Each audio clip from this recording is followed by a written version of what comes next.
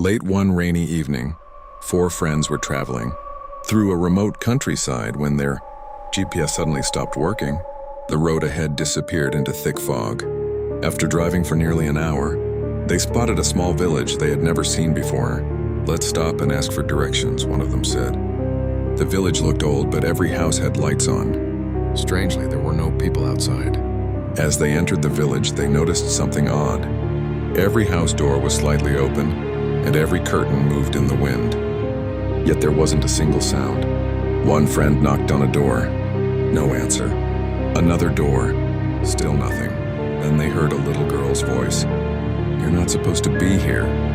A young girl in an old white dress stood in the middle of the road.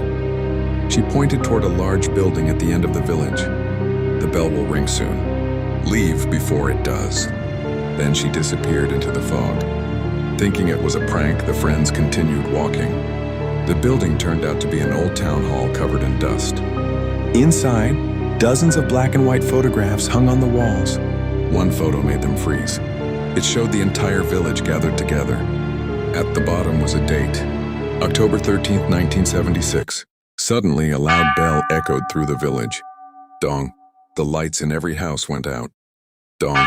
Footsteps began echoing outside. The friends looked through a window. Men, women, and children stood silently in the streets, staring at the town hall. Then they slowly raised their heads.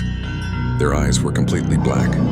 The friends ran. Outside, the villagers had begun walking toward them. Not running, walking, slowly and silently. The friends sprinted through the streets trying to reach their car. But every road led back to the town hall. Then they saw the little girl again. "Follow me," she whispered. She led them through a narrow path hidden behind a house. The villagers were getting closer. Finally, they reached their car and sped away. In a nearby town, an elderly man listened to their story and turned pale. He showed them an old newspaper. 50 years ago, a fire had destroyed an entire village. No survivors. Among the victims was a young girl who had tried to warn everyone before. The fire started. The photo in the newspaper was the same girl they had seen.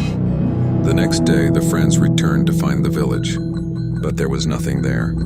Only empty land. As they turned to leave, one friend noticed an old photograph lying in the grass. It showed the villagers, and standing among them were the four friends. The photo was dated, "Tomorrow." The end.